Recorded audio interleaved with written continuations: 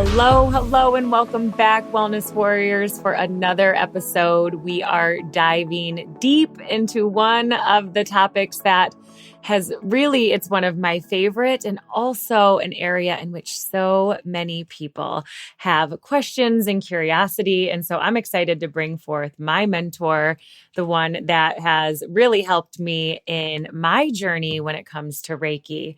And so today we are here with Jennifer Rose Rossano, and this is my friend Jenn from NeuroticMommy and MotherRealm.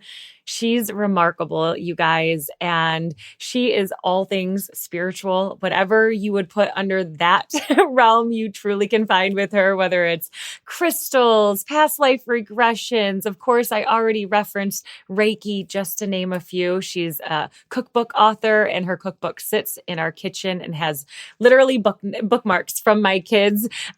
So I'm excited to have her here to bring forth her wisdom around Reiki, what's available to all of us, and a deeper understanding so you can walk away with something tangible to bring forth to amplify the wellness warrior within. So Jenn, hello. Thanks for being here, my sweet girl. Oh my gosh. Thank you so much. What a beautiful introduction, Lindsay. Thank you so much. Thank you for having me. It's such an honor to be on here and discussing these topics that I hold so dear to my heart. All these things that you talk about and that we do together, and I hold in such high honor and regard, especially Reiki. You know, Reiki was like the gateway for me to open up to my other abilities and to like rediscover parts of myself that I always knew were there, but I just had a hard time accepting.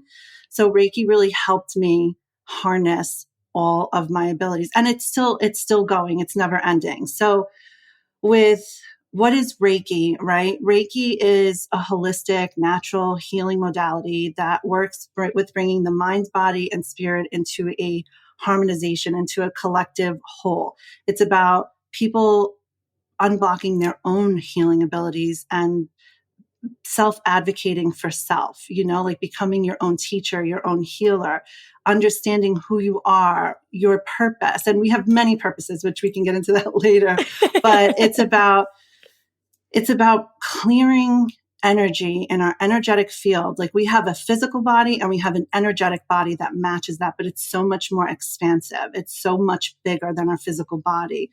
I like to refer to us as our soul is like the waterfall and our body is the glass. Now just take like a glass like this and put it under a giant waterfall, you know. By the way, glass. for those listening, she's holding up a mason jar with water in it. It looks like a vase. It's a vase size water, you know. Yeah. So Reiki is like it's life force energy pouring into your vessel, into your glass. And when you think of a waterfall and where it comes from, just feel and picture how expansive it is and how big it is and how what it's filling up in the cup is nothing compared. You know what I mean? Like what's in the glass, it's so full, but what's really so expansive is our energetic field, our body. There's so many layers to us. And now Reiki dates back to India, I was just going to say, Asia. I'm like, tell people, because like many people don't know how ancient this practice is and how like where it really stems from. So you were just taking them back, but like share with them where it stems from. Oh my gosh. So it comes from, it's hands-on healing and also distance healing. And it dates back all the way to India, East Asia, to the time before Christ, Buddha. And then it was rediscovered by Dr. Mikao Usui. And he's the one who brought it to us to where it is today. The date that he rediscovered it is escaping me, but I'll get back to that. Yeah. And Rei, like the word Reiki has meaning to it. Rei means, it's REI. It means the universal life force energy. And Ki is the vitality that gives life to all living things. So when you bring those two together, just think of it like breath. Prana, you know, you're breathing this life force energy into you.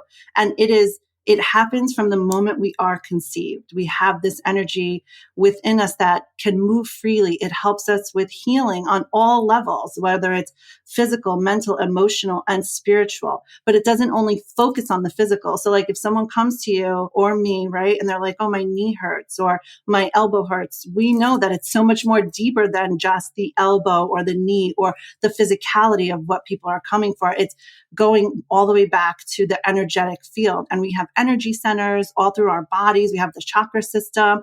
Everybody knows the 7 main chakras, but there are even more than 7.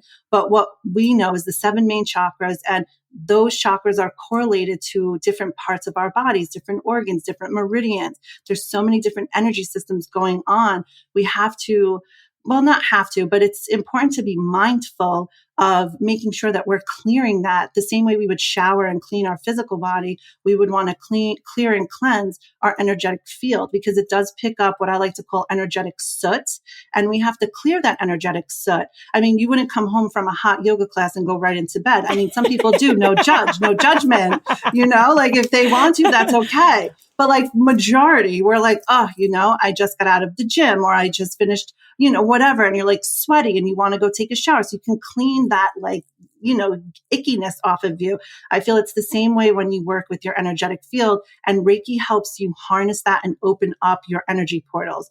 When you are born, right, you have like 10 to 20% open. This is like just so people can get like a tangible view or idea of what I'm talking about when I talk about like opening up your energy centers. It's like 10 to 20% open. When you practice Reiki or energy healing, or start to focus and have awareness to your auric field and to the energy around you, you start to open up those energy centers by 80 to even 100%, where you have this massive awareness around things to where you may have not had years ago, month ago, 2 months ago. So it helps you open up to these parts of yourself that have been laying dormant, just waiting for you to rediscover, because we all have it within us. It's just a matter of, are we aware of it, and are we open to receive that part of ourselves? Does that make sense? Oh my gosh. I mean, well, and so the reality is, for me, of course, it makes sense, because for those that may not know, Jenn is my mentor in Reiki. I went through Reiki 1 and Reiki 2, and that's how I became certified. And so, of course, the reason why the reason for this podcast is to bring forth the lessons, the learnings, and the conversations. And sometimes, yes, those will be with new people I've never had experience with, but going back to where I have had a great experience, where I have deepened my understanding. So it does make sense to me, but I want to pull it back a little bit and unpack it from the viewpoint of what if it was brand new. So someone can go, okay, I hear you. It's old, it's ancient. I'm getting down with that. Cause I think I think we can all agree there's a general rumbling going on where people are like, oh, these practices that were considered woo, actually upon reflection, were part of ancestral heritage everywhere, as part of ceremony, as part of lifestyle, as part of celebration. So I think there's a little more, well, not even I feel there's far more openness to the conversation, but people feel lost. Like, okay, well, guide me. What's next? And that's what the Wellness Warrior Collective podcast is intended to be, is like, what is that next step? And I'm lucky to be on the receiving end of people when they're like, listened to that. And so now I'm evaluating what's my next step. So looking back brand new, Reiki's old, well practiced. We know it's working on the energy fields, and we have many of them within our body.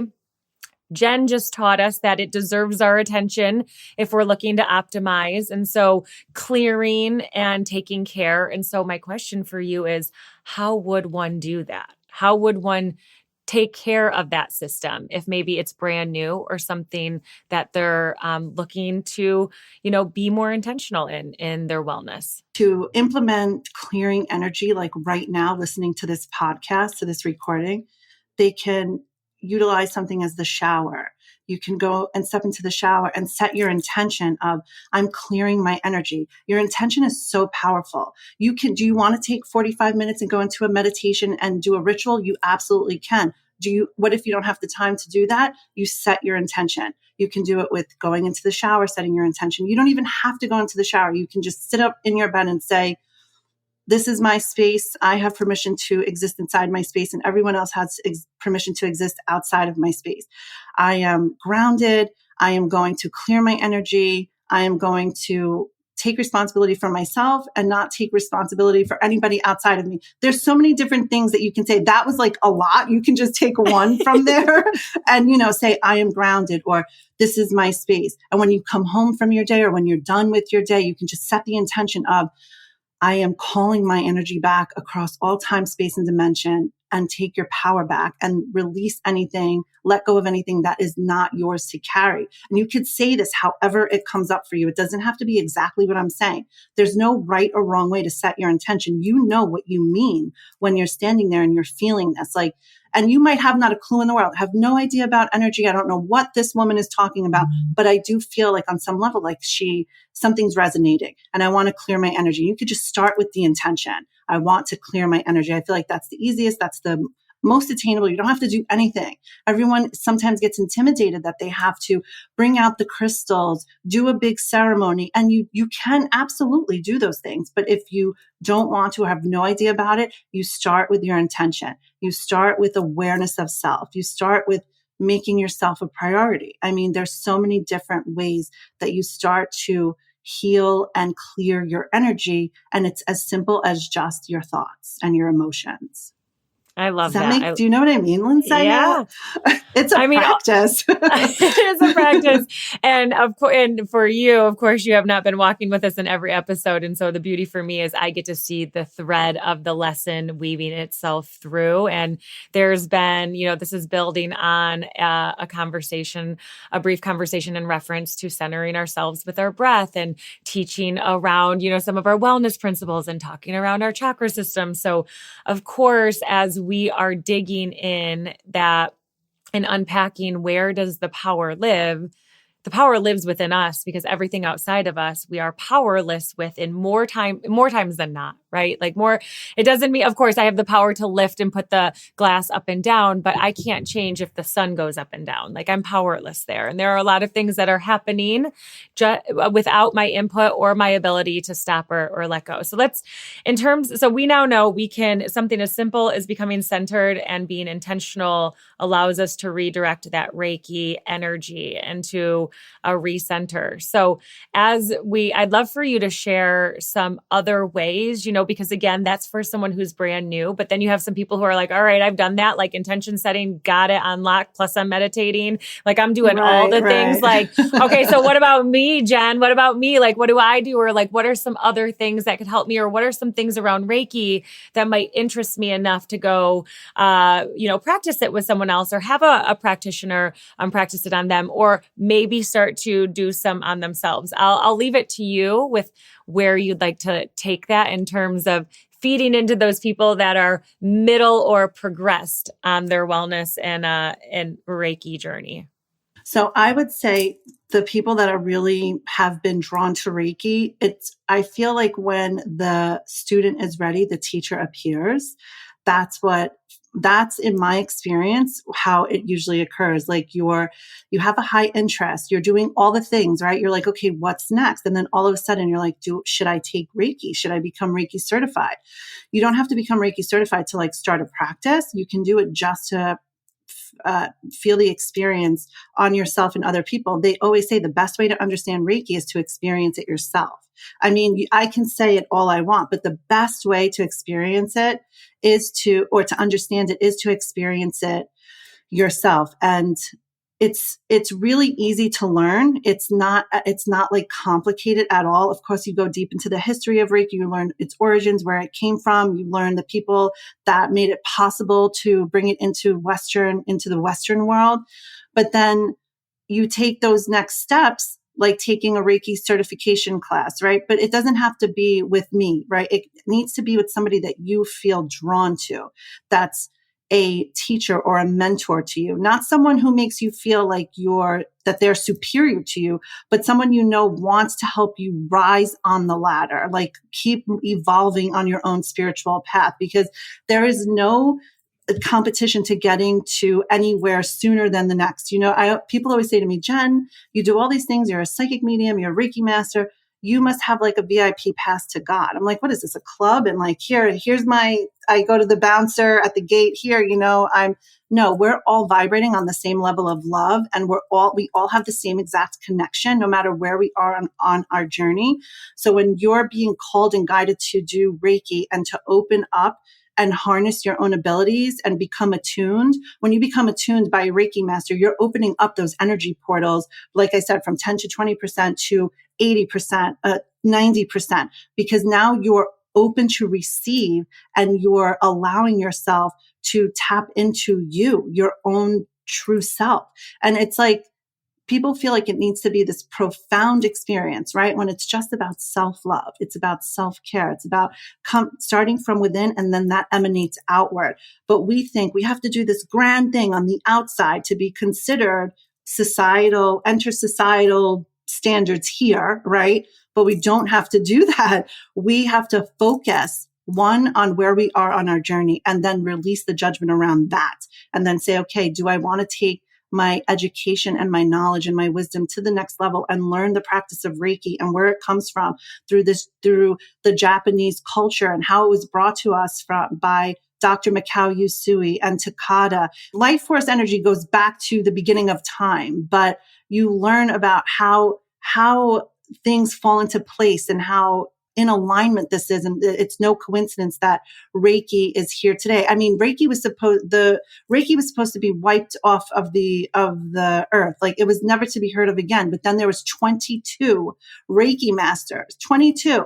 Because of those 22 that were attuned Reiki masters, it like branched out, and the history of it it's so in depth, but I'm just giving you like a brief synopsis of it.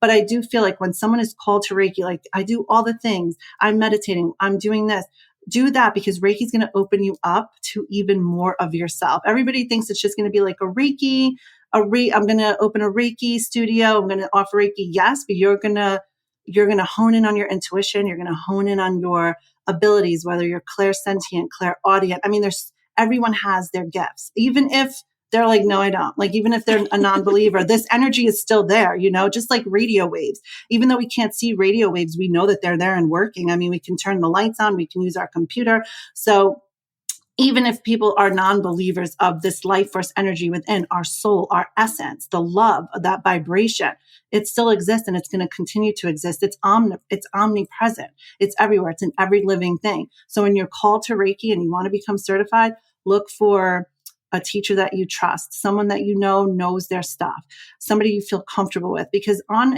your healing journey, it's very vulnerable. You can feel very exposed. You're putting everything out there.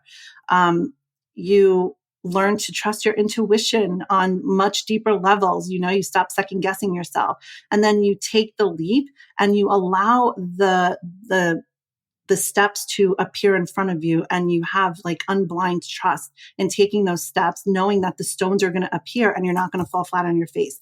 Did that make sense? I just went on such a tangent. I love it.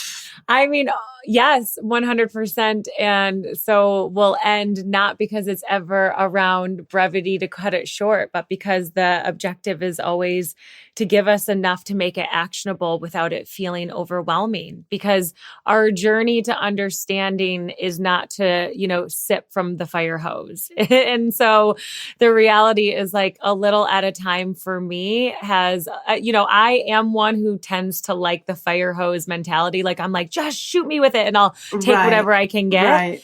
But what I have found in my years of teaching and coaching is that it's far more favored to learn a little bit and be able to apply, which is the objective here, to take a little taste, see how we can apply that to self. And I'll be a testament to everything that you just said, because I went through those certifications and I have more enlightenment. I had more awakening. I have more understanding, not because I was lacking before, but it's like when you're digging out a tunnel or like a groundhog, like, yeah, it doesn't mean that that wasn't all there, but I'm like going into new uncharted territory when I'm digging in the frontward version. And so, I really am one to say to our Wellness Warrior community, if you have considered taking a peek at what Reiki is by any means necessary, I love that you directed them to anyone. If you know a practitioner or you see it somewhere and you want to stop in and get a vibe and trust your intuition. And then to always know that we have Jenn, NeuroticMommy. You can find her on literally every platform, everywhere. You're going to have no hard time figuring out how to follow up. And she's also got a beautiful bio page over on the website. So you can check it out there and it'll link you to all that she's doing. And so Jenn, I want to, before I say thank you, I just want to first offer up an opportunity, because I know there's snapshots, but is there anything that you're like, I really wanted to squeeze this in and I don't want to squeeze out without it? Is there anything before we say wrap up? No, I think we touched on everything. I want to say that the wisdom of Reiki, it's about healing and balance on a holistic level. And it doesn't cure, treat, or diagnose, but you could use it in complementary with other healing modalities. And it's just something for me, in my experience, that opened up the door for so many other avenues for me to learn about myself and how to heal. And I like to share that with people because we all are going through it in our own way. And of course, I use other things like crystals and past life regression and even reading auras, intuitive readings. All these things are very deep healing techniques that we use to help release trapped emotions and trauma from the body and even from the energetic field. So I just be honored to work with anybody in that capacity, because I feel like we all need support. Like you said, Lindsay, it's always been there for you, but we need that support. Healers need healers. Like I'm a woman's woman. Like I'm here for you. I say I'm your best friend in the spirit realm. I will hold your hair back while you're navigating your journey. I can't do the work for you, but I can help you. I can be your support system, your guidance, but we are there for each other. You know how they say therapists see therapists, psychiatrists see psychiatrists. We need support. And ultimately, we are on the healing journey. It is up to us. It is our responsibility, but it is okay to water our own soil and lean on our allies for that support when we're not feeling 100%. Do you know what I mean? So I say to everyone listening, be kind and gentle with yourself, go easy on yourself, acknowledge how far you've come instead of what more you could be doing. Mic drop. I love it. I love it. You guys, thank you for joining in. Thank you for listening in. And you know what to do. Be sure to check the episode notes to figure out how to follow, or head on over to wellnesswarriorcollectivepodcast.com. All the information is there and Jenn's bio. Be sure that you are joining us in the community on Facebook. We'd love to have you, more Wellness Warriors, joining all of the time, looking to amplify the Wellness Warrior within community. And you guys, Reiki, here is our opportunity to invite some more Reiki into our life. There are hospitals that use it. There are healing Reiki centers. There it is all over. So again, this is not with any expectation, but simply an invitation to expand from both Jenn and I. So NeuroticMommy, thank you. I love you. Thank you. I love you too. Thank you so much. Absolutely. And to all of our listeners, until next time, keep on keeping on fighting the good fight to amplify that wellness warrior within. We love you.